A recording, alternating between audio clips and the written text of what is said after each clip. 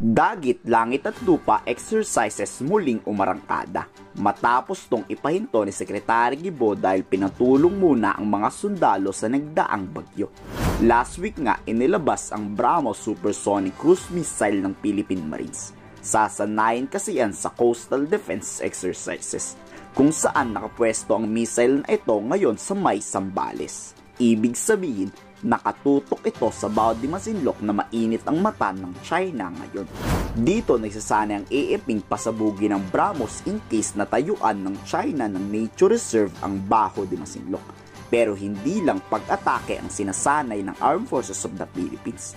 Tampok sa dagit pa ang Patriot Air Defense Missile System kung saan makikita sa video na tinuturuan ang mga sundalong Pilipinong gumamit nito kung papaano pasabugin mula sa missile threat ng kalaban. Prone o lapitin kasi sa missile attack ang BrahMos missile. Pupuntiryahin yan ng China pag nagkagera. Ang Patriot missile ay air defense na kayang salagin ang anumang missile attack mula sa China. Present din ang High Mobility Artillery Rocket System o HIMARS. Marunong na ang AFPing gumamit nito. Ang kinaganda lang sa HIMARS, precise to umatake. As in sureball talagang sasabog ang barko ng China kung magtatambak sila. Again, muling inulit ng Armed Forces of the Philippines Chief General Romeo Brawner, hindi tayo ang magsisimula ng giyera. Dedepensa lang tayo kung sasakupin ng China ang Bajo de Masinloc. Dami kasing bashers ni AFP, ayaw atang lumaban tayo.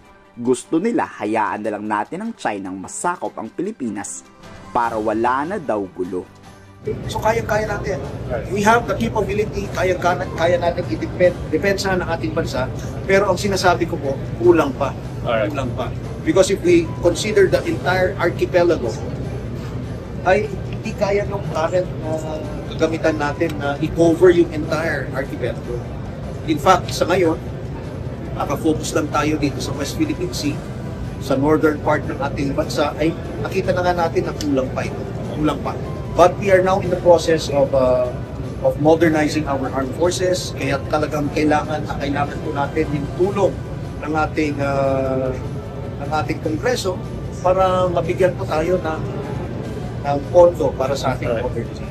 Sir, isang standout dito sa speech mo, sir, sinabi mo parang kapag conflict will arise, the allies expect na tayo muna ang lalaban. So we should not expect na nandyan sila kagad. Yes. Anong scenario yun ibig sabihin, sir? May-invade muna tayo, tapos laban tayo hanggang kaya natin until dumating ang tulong. Ganun ba yun? Yes.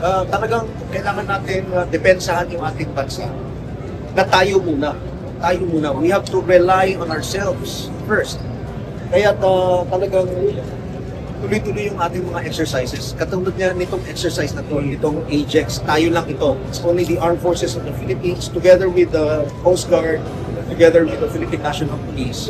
So that makita natin yung saan tayo, kung ano yung hangganan ng ating depensa.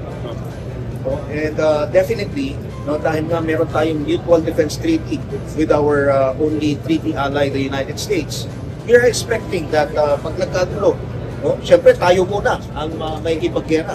And then, but they are expecting also reinforcements or help from our allies. And this is under the Mutual Defense Treaty. So kailangan muna natin ma-weather yung initial na attack natin kung meron man. Yes, and that is the purpose of the Unilateral Defense Plan. Matagal na po yung UDP natin. Noong una, UDP Aguila.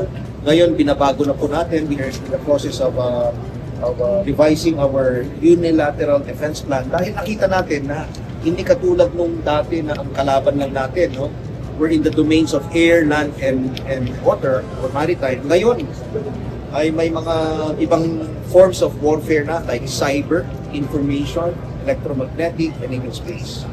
So, gano'n katagal natin ma-hold the line bago dumating yung break? Pareho kayo ng step. Well, hindi ko masagot yan. Cannot yet answer that because it depends also on the threats that we will be facing. So hindi namin talaga ma-predict.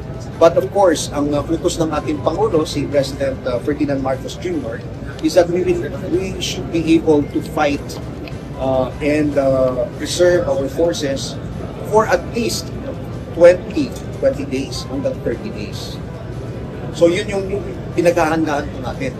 Kailangan ay kayang-kaya nating lumaban na tayo lang for about 20 to 30 days. Kayo, anong masasabi nyo sa panibagong mensahe ni General Browner? I-komento sa baba ang inyong saloobin.